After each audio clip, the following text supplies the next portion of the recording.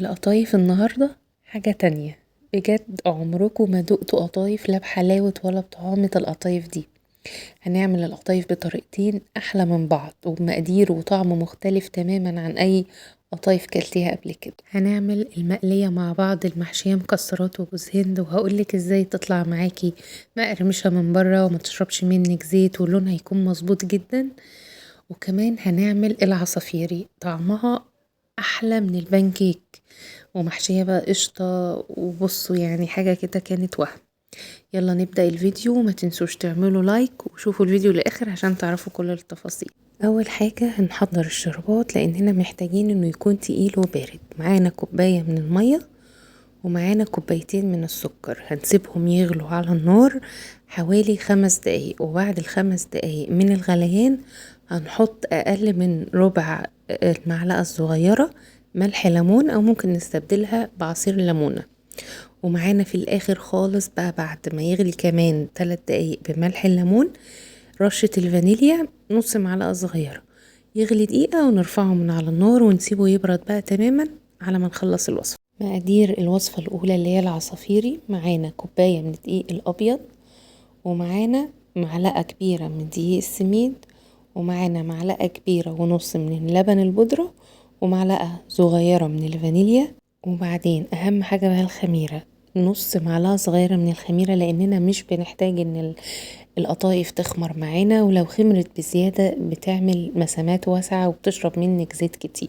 ومعانا معلقة كبيرة ونص من السكر، ودي بقى مية ورد، دي مش مية عادية، دي نص كوباية من مية الورد. تمام، دي المقادير بتاعتنا للقطايف العصافيري اللي هنحشيها قشطة، اللي هي مش بتتقلي. هنبدأ بقى ننزل المكونات كلها مع بعض. الدقيق الأبيض مع دقيق السميد مع لبن البودرة، كل المكونات هنحطها، والفانيليا. بجد طعمها حكاية، طعمها كان حكاية. وما ننساش رشة الملح، أهم حاجة ان الملح ده بيعادل كل الأطعم كده، بيخلي في الآخر انك السكر مش مضايقك كده. خلاص حطينا بقى كل المقادير ومية الورد والخميرة، هندوبهم بقى مع بعض كده. كوباية الدقيق بتحتاج معانا من كوباية ونص، الكوبايتين الا ربع مية، من كوباية ونص الكوبايتين الا ربع. انت بتحطي الاول الكوباية ونص او كوباية وربع، وتبدأي تزودي لحد ما بتوصلي للقوام المظبوط، لان كل واحد الدقيق بتاعه بيبقى مختلف.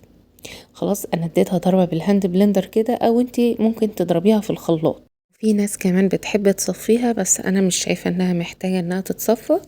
وخلاص هي جاهزة معايا، بختبر بقى العجينة مظبوطة ولا لا، بعمل بالمعلقة كده، لو الخليط لم على بعضه تاني بتحتاج شوية دقيق، لكن هي مظبوطة معايا كده وتمام. خلاص هسيبها بقى تخمر. بتخمر حوالي نص ساعة، لان احنا مش بنحتاجها تخمر، احنا بنريح العجينة كده وبنرجع لها تاني. شايفين عملت فقاقيع كده؟ خلاص هقلبها، انزل الفقاقيع دي تاني، وفي طاسة بقى سخنة تكون يعني اعلى من الهادي، حاجة بسيطة خالص. ما تبقاش عالية قوي عشان ما تحرقهاش وتستوي على مهلها كده. بجرب اول واحدة واظبط النار بتاعتي واشوفها مظبوطة ولا لأ.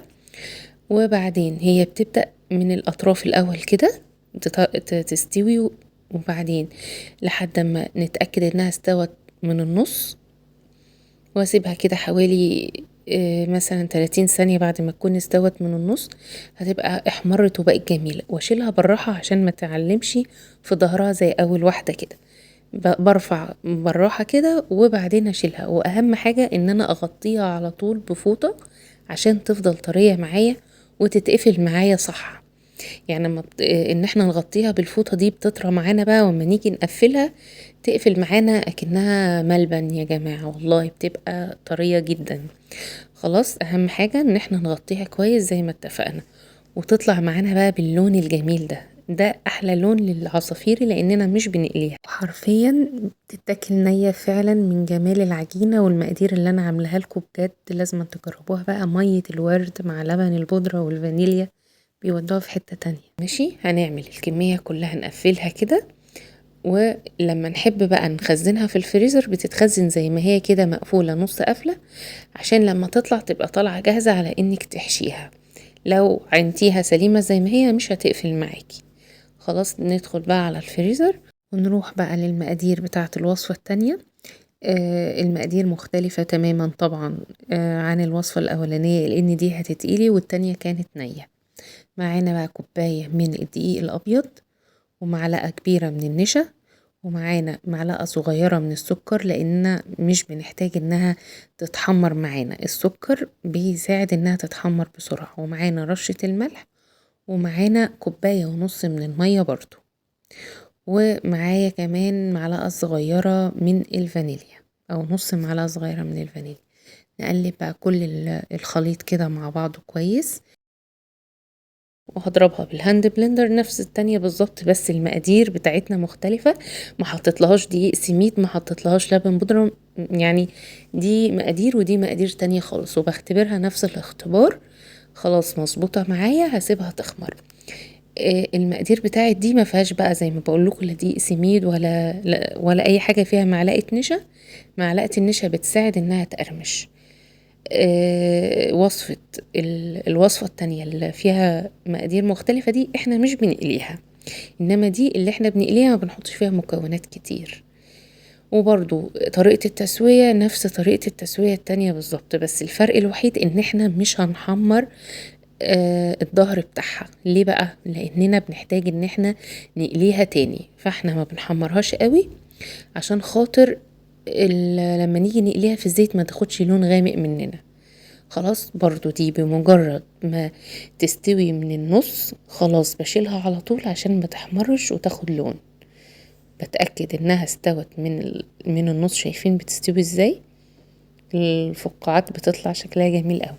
انا بقى عايزاها تطلع اللون ده، مش عايزاها تحمر خالص، عايزاكم تشيلوها لونها خفيف خالص كده، فاتح كده. مش عارف، انا ما بعرفش اسامي الالوان بصراحة.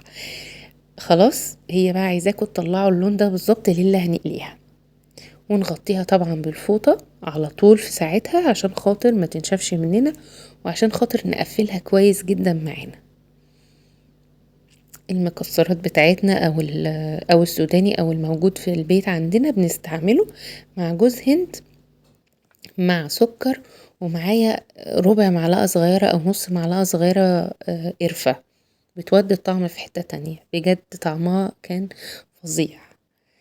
القطايف بتاعتنا بقى الجميلة اللي أحلى من البانكيك، بجد كان طعمها ما يتوصفش يا جماعة، بجد كانت عجباني قوي قوي، لأن أنا أصلا مش من اللي بيحبوا القطايف، فإن أنا أحبها بالشكل ده مش عشان أنا اللي عاملاها، لكن فعلا كانت جميلة.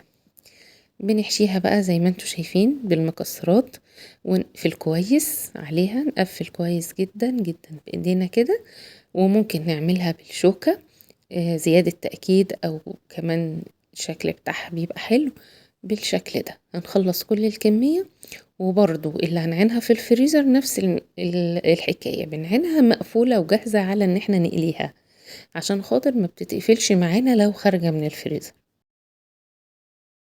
قبل ما ننزلها بقى في الزيت بتاعنا برضو ما يبقاش سخن قوي عشان ما يحمرها لناش بسرعة وتبقى طرية، لا الزيت يبقى درجة الحرارة متوسطة، تستوي تتحمر براحتها، تبقى مقرمشة معايا.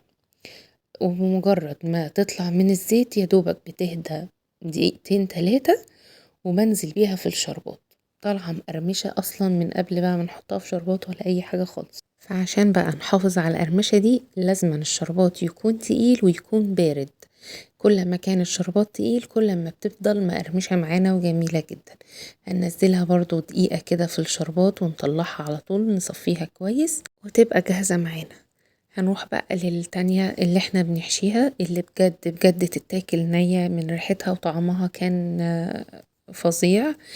بنحشيها بقى بالقشطة. القشطة دي انا عاملاها فيديو لوحدها، نقدر نحشي بيها بسبوسة، نحشي بيها كنافة، جلاش، بجد طعمها جميل قوي. الفيديو هتلاقوه عندكم على الصفحة. وممكن كان برضو القطايف دي نحشيها كاسترد، نحشيها كريم كراميل، الموجود هنحشيها بيه. وبنحط في الاخر كده على الوش شوية عسل كمان من اللي احنا عاملينه ده، بيديها طعم جميل جدا، رشة خفيفة خالص. المقرمشة دي بقى بجد برضو حاجة تانية بجد. انا ما كنتش من محب القطايف قوي، كنت بحسها تقيلة، لكن بجد المرة دي كانت عجباني قوي وخفيفة ومش شاربة زيت وكمان مقرمشة والنكهة بتاعتها فظيعة. جربوا الوصفة هتعجبكم جدا انا متأكدة. ولو الفيديو بقى عجبكم انتوا عارفين هتعملوا ايه، لايك بقى وشير وكومنت، واشوفكم على خير يا رب، والسلام عليكم.